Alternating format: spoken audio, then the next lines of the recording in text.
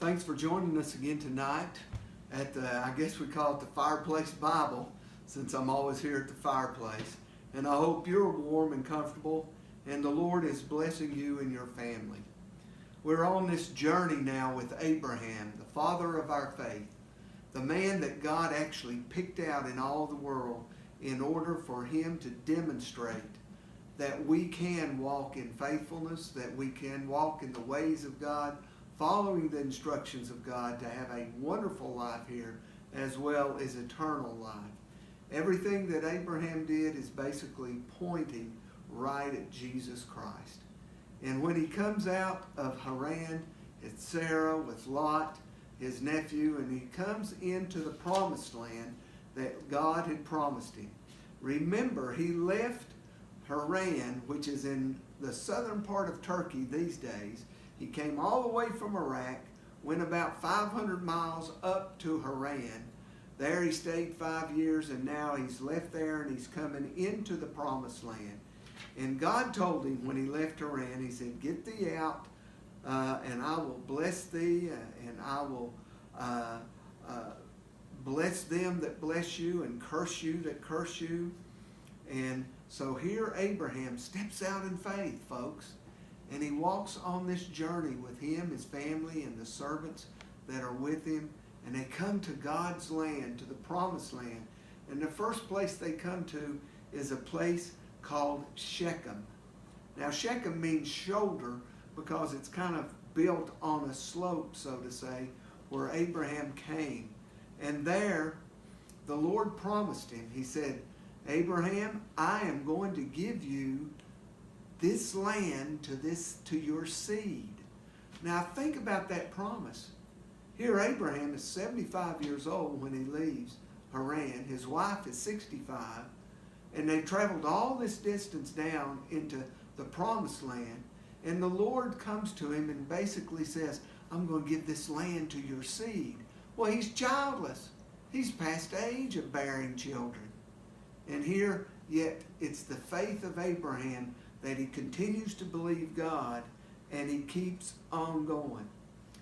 Now, Shechem is very interesting because it's going to be referred to all the way throughout the Bible. Even Jesus himself visited Shechem. I believe it's in John 4 where it's at, where he was at the woman at the well, met the Samaritan at the well of Jacob. And that was in Sychar, which is Shechem. They just changed the name to a more Greek name. And today, Shechem, 4,000 years later, is still in existence. It's called Nablus, and it's there today. And it's between two mountains. It's between the mountains of Gerizim and Ebal. And it's only a very narrow valley. It's only about 500 yards wide in that valley. But there is where Joshua ultimately gives his farewell address to the nation of Israel, where the Israelites say that we will follow the ways of God. So this is historically an important place. Jacob will build it. Altars will be built there. And you know, when you look at Abraham's life as he's traveling, it's a life of tents and altars. Tents indicating that he is a sojourner. He is sojourning in this land. It's not his home. A tent is a temporary structure.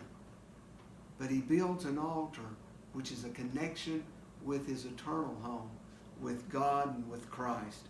It's an eternal home that he's connecting with. It's the heavenly ties. And can you imagine, as you read in Genesis chapter 12 and verse 6, "And Abraham passed through the land unto the place of Shechem, the plains of Moreh, and the Canaanite was in the land." That tells me there was enemies all around this small cluster of God's family. But yet the Lord was with him, and the Lord was protecting him through this journey. And he said, "I'm going to give you this land unto your seed." And there he built an altar unto the Lord. And from there, after he built that altar and acknowledged the goodness of God and the promises of God, he moved about 20 miles south down to a place called Ai. Now, Ai means ruin. And when Abraham came to Ai, Ai is on the east, and then he passed Ai and he pitched his tent at Bethel, which means house of God. Folks, anytime you see in the Old Testament or New Testament the word Beth, it means house. Beth is the second letter of the Hebrew alphabet, and it means house. And so when you see Bethel, El is God, house of God. Bethlehem, house of bread. Bethphage, house of figs. So every time you see that Beth, it's house of something. So if you want to look at it, Abraham came into Ai, which is ruin. That's what Ai means. But he left there and he pitched his tent. That means he put his markings down. He put where he was going to stay in Bethel, the house of God. He said that the Lord appeared to him, and he's pitched his tent there in Bethel, and there he called upon the name of the Lord. So in your journey, when you make an altar, it doesn't have to be in a place. It's wherever you are that you want to meet God over the sacrifice. And there's where we, through Jesus Christ, can come into contact with the Father.